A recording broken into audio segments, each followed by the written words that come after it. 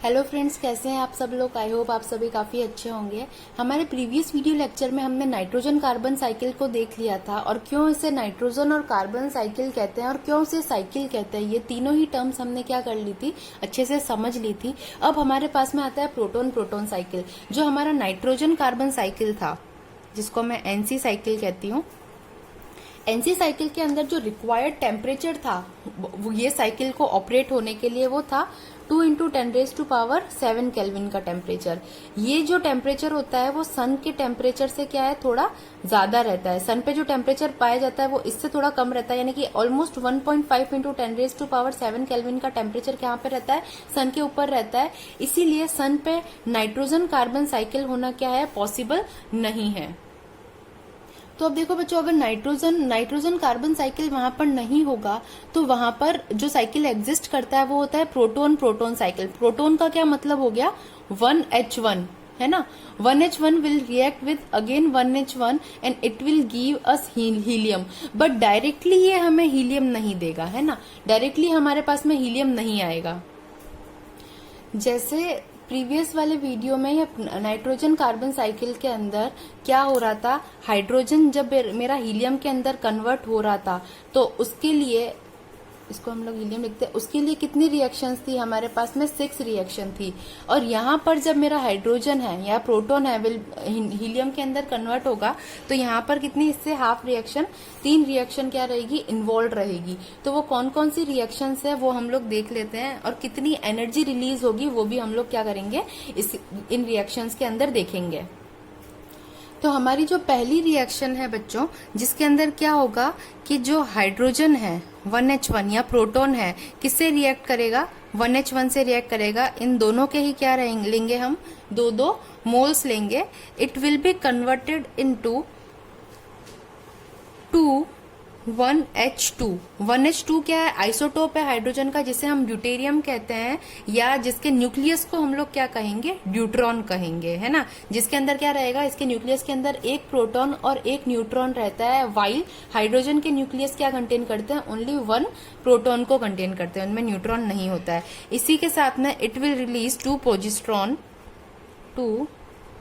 Positron plus 2 neutrino और सम amount of energy, और ये एनर्जी काफी कम रहती है, 0.84 मेगा इलेक्ट्रॉन वोल्ट। वैसे ये कम नहीं होती है 0.84 mega electron volt, but comparatively कम है, क्योंकि यहाँ पे क्या है, 10⁻⁶ के अंदर हमको एनर्जी मिल रही है। तो ये हमारी फर्स्ट रिएक्शन कंप्लीट हो गई, और फर्स्ट रिएक्शन में हमें क्या मिल गया, ड्यूटेरियम मिल गया। अब ये जो ड्यूटेरियम है, again it will react with proton और अ हाइड्रोजन। तो 2 moles of 1H2 that is deuterium will be reacted with 2 moles of 1H1 that is hydrogen या फिर प्रोटियम जिसे हम कहते हैं, will be converted into, देखो 1 + 1 is 2, और 2 किसका एटॉमिक नंबर होता है, हीलियम का, एंड 2 + 1 is 3। और सिंस यहाँ पर देखो ये जो हमको मिला है हीलियम का एटॉमिक वेट कितना रहता है हमारे पास में, 4 रहता है, बट हमको यहाँ पर क्या मिला है, 3 मिला है। इसका मतलब ये कौन सी फॉर्म में मिला है हमको, एक्साइटेड फॉर्म में। तो इस पे स्टार मार्क कर देते हैं। 2He3 प्लस गामा रेस के फॉर्म के अंदर ये क्या करेगा, एनर्जी को रिलीज करेगा, और 11.04 मेगा इलेक्ट्रॉन वोल्ट के रेंज की हमारे पास में क्या रहेगी, इसके अंदर एनर्जी रिलीज होगी। अब यहाँ पर देखो, इक्वेशन को बैलेंस करने के लिए यहाँ पर हम लोग क्या करेंगे, 2 मोल्स ऑफ हमको क्या मिलेंगे, हीलियम मिलेंगे। किस फॉर्म के अंदर, एक्साइटेड फॉर्म के अंदर। 3 रिएक्शन इन्वॉल्व होनी थी, 2 रिएक्शन ऑलरेडी हम लोग देख चुके हैं।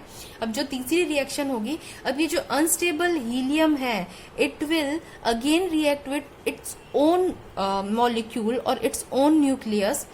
सो हमारी जो लास्ट रिएक्शन होगी, 2He3 plus 2He3 will be converted into, ये दोनों ही कौन से फॉर्म के अंदर है, अनस्टेबल फॉर्म के अंदर है, will be converted into 2He4 plus 1H1 plus some amount of energy, और ये एनर्जी ऑलमोस्ट बराबर होगी 2.8 मेगा इलेक्ट्रॉन वोल्ट के। तो फाइनली हमको क्या मिल गया, हमको जो प्रोडक्ट चाहिए था वो मिल गया। जो हमारा प्रोटॉन है वो किसके अंदर कन्वर्ट हो गया है, हीलियम के अंदर। और इस साइकिल को प्रोटॉन प्रोटॉन साइकिल क्यों कहा, क्योंकि इसके अंदर क्या होता है, एक प्रोटॉन, देखो 1H1 क्या एक प्रोटॉन ही है, प्रोटियम ही कहते हैं हम इसको। प्रोटॉन किसके साथ रिएक्ट कर रहा है, प्रोटॉन के साथ में, और फाइनली हमको क्या मिल रहा है, हीलियम मिल रहा है। और अगेन इसके प्रोडक्ट में हमको क्या मिल गया, देखो बच्चों, एक प्रोटियम मिल गया। अब ये प्रोटियम, ये तो सिर्फ एक रिएक्शन की बात हो रही है, अब ऐसे ही कैसी बहुत सारी रिएक्शंस एक साथ होती है।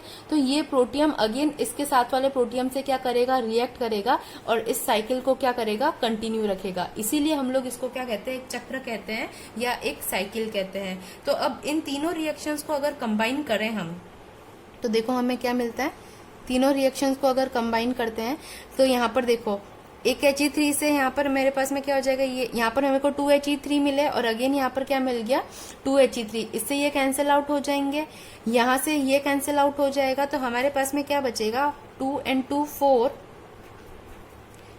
4 moles of 1H1 will be converted into 2He4 plus यहाँ पर देखो हमको क्या मिला, 2 प्रोजेस्ट्रॉन मिला, उसके साथ में क्या मिला, 2 न्यूट्रिनो मिला, और साथ में क्या मिली, 2 गामा पार्टिकल्स मिले। तो 2 positron plus 2 neutrino plus 2 gamma particles plus जो अमाउंट ऑफ एनर्जी मिला वो कितना मिला, ऑलमोस्ट 26 मेगा इलेक्ट्रॉन वोल्ट का मिला है।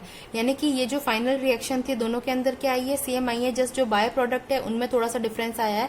वहां पर हमको क्या मिला था, 2 प्रोजेस्ट्रॉन और 2 न्यूट्रिनो ही मिले थे, गामा पार्टिकल्स नहीं मिले थे। और यहाँ पर हमको क्या मिला है, गामा पार्टिकल्स भी साथ के अंदर मिले हैं। और यही फाइनल रिएक्शन हमारी डिजायरेबल रिएक्शन थी न्यूक्लियर फ्यूजन की, वहां तक हम लोग पहुंच चुके हैं।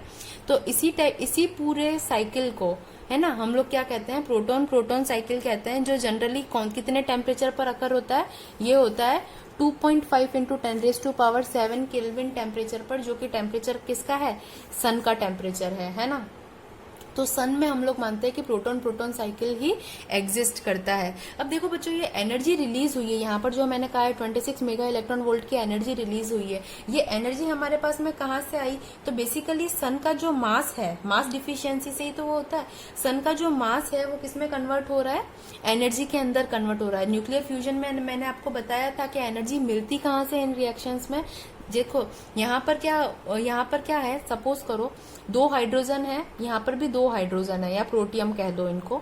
तो इनका जो सपोज करो ये 1 kg है, ये 1 kg है, बट जो मेरे को प्रोडक्ट मिलेगा वो 2 kg का नहीं मिलेगा। 1 + 1 अकॉर्डिंगली मेरे पास में क्या आना चाहिए, 2 kg होना चाहिए, बट प्रोडक्ट 2 kg का नहीं मिलेगा। प्रोडक्ट 2 kg से कुछ कम मास का मिलेगा, और वही मास किस में कन्वर्ट हो जाएगा, मेरा एनर्जी के अंदर कन्वर्ट हो जाएगा। मास एनर्जी, आइंस्टाइन के मास एनर्जी रिलेशन से, E = mc² के रिलेशन से। यानी कि कहीं ना कहीं क्या हो रहा है, मास का हमेशा यूज आ रहा है। मास किस में कन्वर्ट हो रहा है, एनर्जी के अंदर कन्वर्ट हो रहा है। तो एक टाइम ऐसा आएगा जब सारा जो मास है वो किस में कन्वर्ट हो जाएगा, एनर्जी के अंदर। या ऐसे कहें इसको रिवर्स, अगर हम लोग देखें कि मास बचेगा ही नहीं कि वो क्या कर सके, एनर्जी को और बना सके, एनर्जी को प्रोड्यूस कर सके। तो ऐसा माना गया है कि लगभग 3 × 10⁻10 ईयर्स के अंदर जो जितना भी हमारे पास में सन पे हाइड्रोजन है वो किस में कन्वर्ट हो जाएगा, हीलियम के अंदर कन्वर्ट हो जाएगा। यानी कि 10⁻10 ईयर्स के बाद में एक तरीके से सन की एनर्जी को भी क्या माना गया है कि सन की एनर्जी भी खत्म हो जाएगी। यानी कि सारा मेरा जो हाइड्रोजन है किस में कन्वर्ट हो जाएगा, हीलियम के अंदर कन्वर्ट हो जाएगा। जब सारा हाइड्रोजन हीलियम के अंदर कन्वर्ट हो जाएगा तो क्या एनर्जी प्रोडक्शन का कोई सोर्स रहेगा, कोई रिएक्शन रहेगी न्यूक्लियर फ्यूजन की, और वो रिएक्शन नहीं होगी। तो ऐसा जस्ट प्रिडिक्शन है कि ऐसा हो सकता है। तो आई होप आपको प्रोटॉन प्रोटॉन साइकिल समझ में आया होगा। इसके रिगार्डिंग कुछ भी अगर डाउट हो तो आप मुझे कमेंट सेक्शन में पूछ सकते हैं। Thank you so much for this class. और ये जो न्यूक्लियर फिजिक्स का चैप्टर नंबर 4 है, यूनिट नंबर 4 है, वो हमने क्या कर दी है, आज यहाँ पर कंप्लीट कर दी है। इसमें प्लेलिस्ट के अंदर सारे वीडियोज लेक्चर वाइज डले हुए हैं, और भी किसी वीडियो की रिक्वायरमेंट हो तो आप मुझे बता सकते हैं कमेंट सेक्शन में। Thank you so much for this class.